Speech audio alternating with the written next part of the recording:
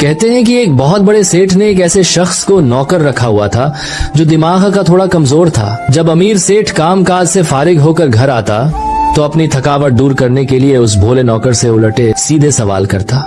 वह बेचारा अपनी थोड़ी सी अक्ल के मुताबिक जवाब देता, जिसे सुनकर सेठ हंस पड़ता। इसी तरह उसकी दिन भर की थकान दूर हो जाती। एक दिन उस अमीर आदमी के जहन में ख्याल आया कि क्यों न इस भोले नौकर का इम्तिहान लिया जाए। उसने एक सफेद छड़ी नौकर को देते हुए कहा, यह छड़ी तुम उस शख्स को देना जो तुम्हें अपने से भी ज्यादा बेवकूफ लगे। वक्त गुजरता गया और वो अमीर सेठ बीमार हो गया। एक दिन उसने नौकर को बुलाया और कहा, मुझे माफ कर दो।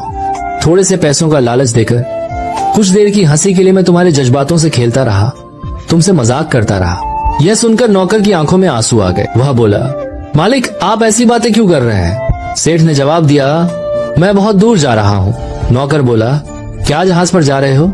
सेठ उदास होकर बोला, वहाँ न जहाज से जाया जाता है न गाड़ी से, बस मुल्कुल मौत आएगा और मुझे ले जाएगा। नौकर ने पूछा, अच्छा तो आपने वहाँ के लिए गाड़ियाँ तो खरीदी होंगी?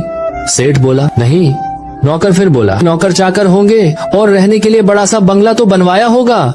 सेठ ने कहा, नहीं, वहाँ के लिए मेरे पास न बंगला है न नौकर चाकर, वहाँ तो खाली हाथ जाना पड़ता है। नौकर ने पूछा, फिर आप वापस कब आएंगे?